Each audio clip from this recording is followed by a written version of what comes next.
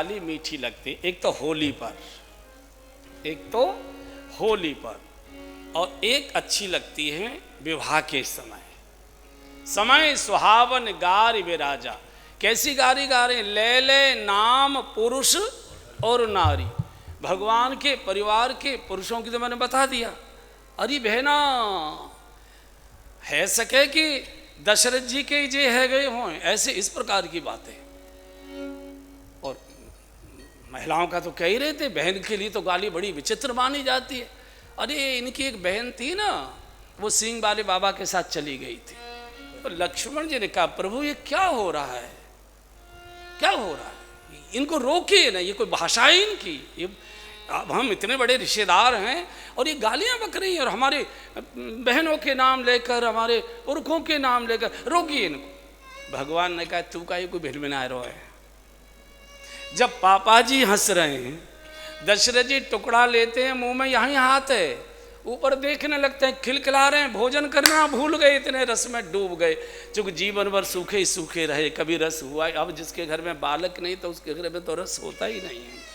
तो आज ये रस की वर्षा हो रही है, तो बोले अच्छा नहीं लगता है ना ये अभी ऐसे। अरे जब पिताजी को अच्छा लग रहा है, गुरुदेव को देखो ना कैसे मुस्कुरा रहे, कैसे सबड़ी सबड़ खीर पी रहे, और ऊपर देख लेते हैं कि एक और फेंको गाली, एक और फेंको, आनंद लो लखे ना, आनंद लो। बोले प्रभु अच्छा नहीं लग रहा। तो भगवान जब लखन जी को बहुत परेशान देखा, तो भगवान ने ऊपर की ओर आनंद में देखा मुस्करा कर। लेकिन हुआ क्या कि अभी तक जो दशरथ जी के परिवार को गाली दे रही थी, भगवान का मुखमंडल देखते दैन लगी मिथिलेश को गारी, जनक परिवार को ही गाली देने लगी। तो जनक जी ने ऊपर देखा, रे ये क्या बोलती हो, तब होश आया कि कहाँ से कहाँ चले गए।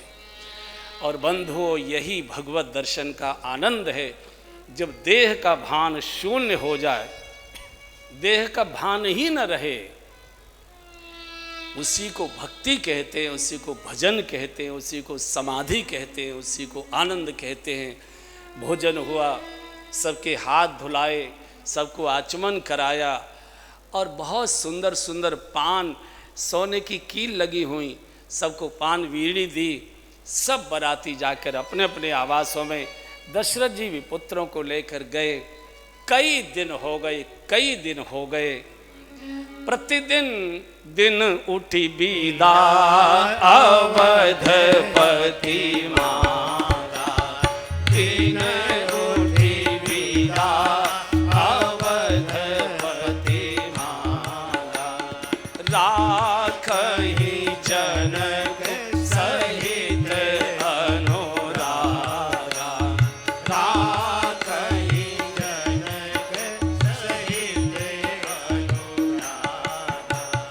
बहुत दिवस बीते एहि भांति, बहुत दिवस बीते एहि भांति, बहुत दिवस बीते एहि भांति, बहुत दिवस बीते एहि भांति, जनु स्नेह रजु बंधे बराती, जनु स्नेह रजु बंधे बराती। आजी दिन उठी बीदा अवधपति मांगा, दिन उठी बीदा अवधपति मांगा। रोज महाराज दशरथ जनक जी से हाथ जोड़कर, राजन बहुत आनंद, बहुत महोत्सव। कौन हमारे पूर्वजों के, हमको तो अपना पुण्य याद नहीं आ रहा, लेकिन हमारे पूर्वजों को कोई पुण्य फलित हुए आज हमारे जीवन में। इतने बड़े महोत्सव का दर्शन आपकी कृपा से हुआ। अब जाने दीजिए, बहुत लंबा समय हो गया, सब प्रतीक्षा कर रहे हैं, राज्य के सब नागरिक उत्सुक हैं। अब हमको विदा दीजिए। दशरथ जी जब बोलते हैं तो जनक जी रो पड़ते हैं, चरण पकड़ लेते हैं, नहीं राजन, नहीं राजन, इस महोत्सव का समापन नहीं होना चाहिए, इस महोत्सव का समापन नहीं। दशरथ जी ने फिर वशिष्ठ जी से आज्ञा ली कि मैं कुछ यहाँ नागरिकों को भेंट देना चाहता हूँ। बोले राजन जो चाहिए सो दीजिए। लाखों गाय मंगवाई गई दूध देने वाली, सोने से उनके सींग मड़वाए गए, अनेक प्रकार के वस्त्र कंबल, बहुत प्रकार का। राजा ने सब जनकपुर के नागरिक आसपास की पूरी जनता को बुलवाया, इतना दिया इतना दिया इतना। और ये पहले से परंपरा चली आ रही है, ऐसा नहीं कि दहेज बांध कर ले आई। वहाँ भी पहले बेटे वाले, आज तक गांव में तो ये परंपरा है कि गांव में जो बारात जाती है तो वहाँ जो लड़के के पक्ष के होते हैं, ससुराल पक्ष के जो होते हैं, वो लड़के के ससुर आदि जो भी होते हैं मुखिया, वो उस गांव के लिए कुछ उनको दे के आते हैं। वहाँ के स्कूल को दे के आएंगे, वहाँ की गौशाला को कुछ दे के आएंगे, कुछ नहीं तो गांव वालों के लिए फर्श दे आते हैं, पंचायत के लिए कोई उपयोग की चीज़ें दे आते हैं कि गांव के उपयोग में आएगी। ऐसी बहुत परंपराएं अभी तक ब्रज में तो हमारी दिखाई देती हैं, बाकी की मालूम नहीं। ऐसे चलता बहुत प्रकार का दाइश दिया, सब लोग जय जयकार, सब एक ही प्रार्थना करते हैं, हे विधाता इस उत्सव का समापन मत करिए और दिन और रात इतने बड़े कर दीजिए कि ये कभी पूरे ही न हो। लेकिन जाना तो होता ही है। भारी मन से विदा की अनुमति हुई और जैसे ही अनुमति हुई, जो आनंद महोत्सव में डूबा हुआ था जनकपुर, एकदम उदासी में आ गया। लोग दौड़ दौड़ कर राजभवन की ओर आ रहे हैं। क्या विदा की अनुमति हो गई, क्या विदा की अनुमति हो गई? कोई एक दूसरे से कोई बोल नहीं पा रहा है, कोई बोल नहीं पा रहा है। इधर जब भगवान राम चारों भाइयों को लेकर और विदा कराने के लिए, विदा की अनुमति लेने के लिए राजभवन में आए, गोस्वामी ने बड़ा भावुक वर्णन किया है। राव अवधपुर चहत सिधाई, राव अवधपुर चहत सिधाई, विदा होन हम यहाँ पठाए, विदा होन हम यहाँ पठाए। सुनत बचन बिलखे उर निवासु, सुनत बचन बिलखे उर निवासु, सुनत बचन बिलखे सुनत बचन बिलखे उर निवासु, बोली न सकहि प्रेम वश सासु, बोली न सके प्रेम वश सासु। हाँ जी राव अवधपुर चहत सिधाई। राव अवधपुर चहत सिधाई। चारों भाई प्रभु के साथ तीनों और भाई जब भवन में आए हैं, सुनैना जी को बहुत भाव से प्रणाम किया है। माँ महाराज अब अवधपुर जाना चाहते हैं, हम आपसे विदा मांगने आए हैं, हमको आशीर्वाद दीजिए। इतना सुनना था। सुनत बचन बिलखेउ रनवासु, पूरा रनवास रो पड़ा, पूरा रनवास। सब सखियां आ गईं, जितनी सखियां थी, जानकी जी की जितनी सहेलियां थी, सब जनकपुर से दौड़ दौड़ कर राजभवन में चारों भाई बहुत सुंदर आसन पर विराजमान किए गए। माताएं चरणों में बैठी हैं, चारों ओर दासियां बैठी बैठी रो रही हैं। अभी तक ये जो सखियां थी ये रो रही हैं। अभी तक ये सखियां सबको चिढ़ा रही थी, सबको चिढ़ा रही थी, आज सब रो रही है। राघव, हम नहीं जानते थे कि आप हमको रुलाकर जाओगे। आप आए थे, हमारे जीवन में हंसी आई थी, चूँकि हमारी बिटिया के विवाह का कोई योग नहीं बन रहा था, हमारी सहेली का योग नहीं बन रहा था। आँख के आने से योग सुयोग हुआ हम आनंद में झूम रहे थे। हमको लगता था कि ये कभी महोत्सव पूरा नहीं होगा, लेकिन आप हमको रोता छोड़कर मत जाइए। सब सखियां लेट गई। प्रभु ऐसे आसन पर ऊंचे पर बैठे, सब सखियों ने माथा टेक दिया और सबने हाथ जोड़कर रो कर मिथिला की भाषा में बहुत प्रार्थना कही है।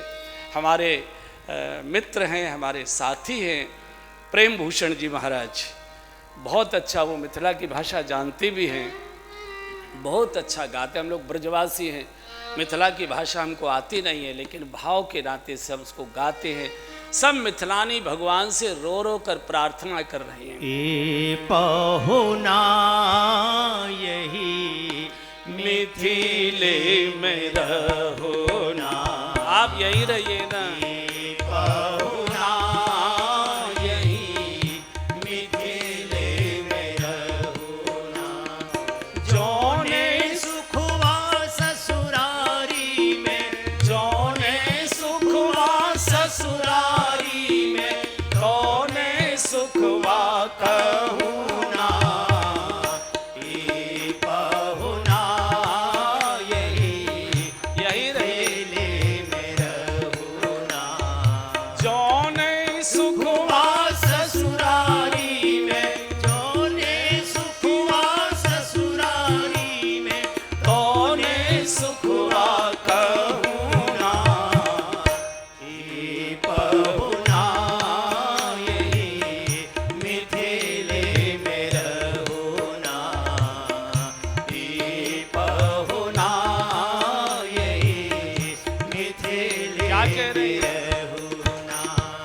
रोज सवेरे उबटन मल के भीतर से नहवाए हो, रोज सवेरे उबटन मल के भीतर से नहवाए हो। एक महीना के भीतर करिया से गोर बनाए हो, एक महीना से भीतर करिया से गोर बनाए हो। झूठ कहत ना बानी तन कौहा, झूठ कहत ना बानी तन को, मौका एक देहो ना। ए पहुना यही मिथिले में रहो ना, ए पहुना यही और क्या कह रहे हैं? मिथिले में रहो ना। नित नवीन मन भावन व्यंजन पर सब कंचन थारी, नित नवीन मन भावन व्यंजन पर सब कंचन थारी। आज ही नित नवीन मन भावन व्यंजन पर सब कंचन थारी। स्वाद भूख बढ़ जाए सुन सारी सरहज के गारी, हो स्वाद भूख बढ़ जाए सुन सारी सरहज के गारी। बार बार हम करब चिरौरी, बार बार हम करब चिरौरी, और कछु तो लेहु ना। ए पहुना यही मिथिले में रहो ना, ए पहुना यही मिथिले में रहो ना। जौने सुखवा ससुरारी में, जौने सुखवा ससुरारी में, तौने सुखवा कहूँ ना। ए पहुना यही मिथिले में रहो ना, ए पहुना यही मिथिले में रहो ना। कमला विमला दूधमती में झिंझरी रोज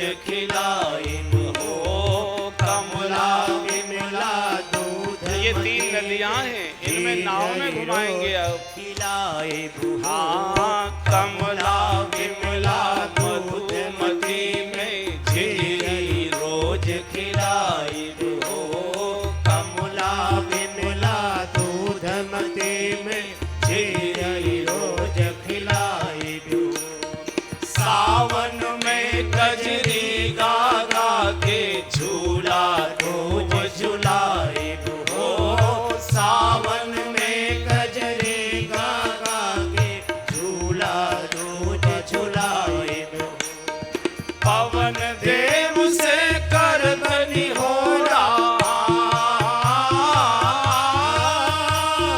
पवन देव से कर बनी हो होले होले बहुना ही पहुना यही मिथिले में रहुना।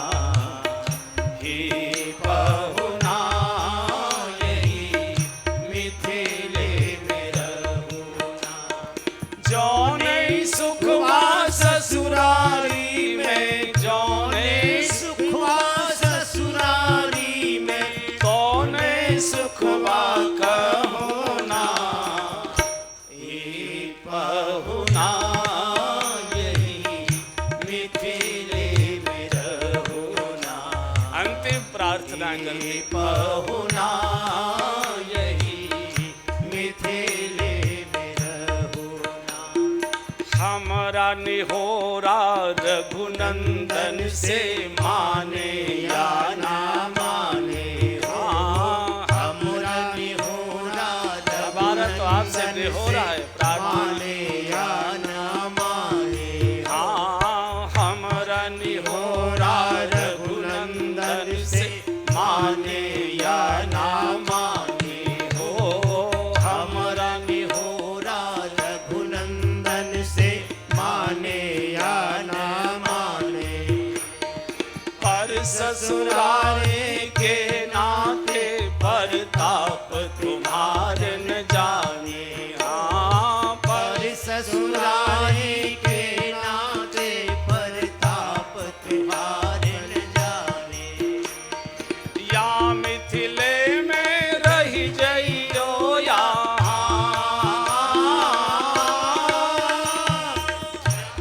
मिथिले में रही जइयो या संग हमऊ रखिले हो ना। ये पहुना यही मिथिले में रहुना। ये पहुना यही मिथिले में रहुना। जौने सुखवा ससुरारी में, जौने सुखवा ससुरारी में तौने सुखवा कहोना। ये पहुना यही मिथिले में रहुना। ये पहुना यही मिथिले में रहुना। मिथिले में रहुना।